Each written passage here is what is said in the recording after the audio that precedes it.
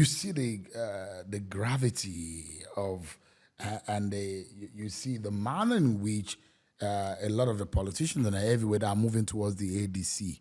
It's a tsunami of some sort, politically speaking. The gladiators are on one side, the ruling party is on this side, and their main agenda is get Bola Tinubu, send him back to Lagos. That is their agenda. Are you concerned But which about gladiators?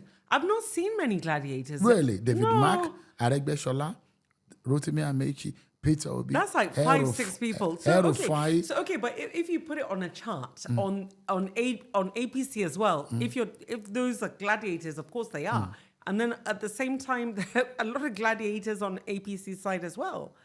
So I don't think. So, but I'm asking about That- how the ADC is growing to becoming a major Yeah. political force. Does It will does it become- worry you? No, it doesn't. In fact, we're happy about this because we want a democracy.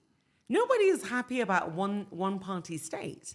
And more than anyone, the president wants democracy to thrive in Nigeria.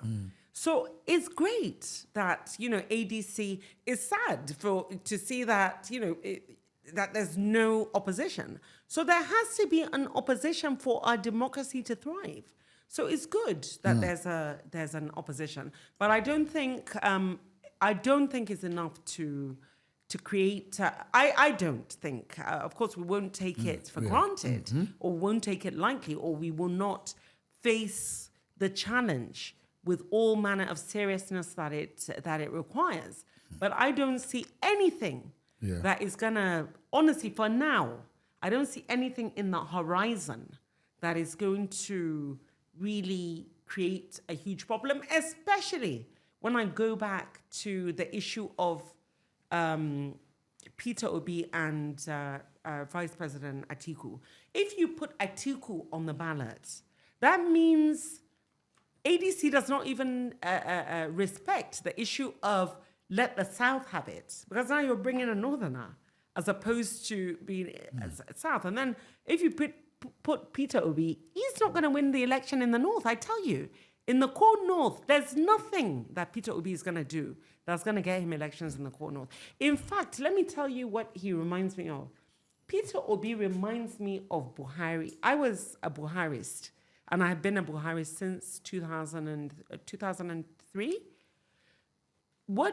The movement that Peter Obi has reminds me of Buhari's movement in 2003, 2007, 2011. This is exactly what because we saw it was only Buhari, and that was who we saw winning. It was not until, we had a bridge over, of course, over the Benway, and we had President Bola Ahmed Tinubu, then Asiwaju Bola Ahmed Tinubu, come in to give us that base support in the South that we were able to win. But on our own, as Buharis, we were unable to deliver. And this is exactly the same with Governor Peter Obi.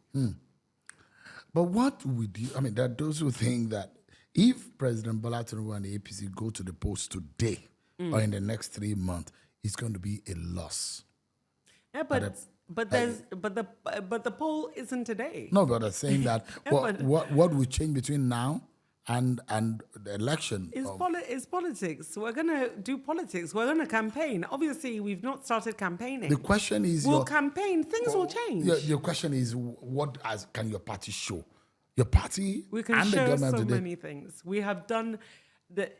In terms of the economy, like I said, the president has done a lot in terms of turning the economy around. I don't think there was one Nigerian that was happy with the way Nigeria was in the past. Now you have a president that has the courage and the foresight to be able to do things in a different right way, and in a way that will not allow him to deter from doing the right things for his, for his people. And he's done that. And I think we have still a couple of months to go. I think the government has done a lot. And by the time we pull out rollout of all the achievements that we've had, and then let's see. It's not about talking about opposition we want to change. What are you going to change? Let's also interrogate what they have. All right. I think a way to end this conversation. No, can I also say, Sharon, Okay. all these people in the opposition were all part of government at one point, right? So if Nigeria is so bad, each and every one of them should come to the front of the congregation and put their hands up and admit what part. You've been vice president for 8 years.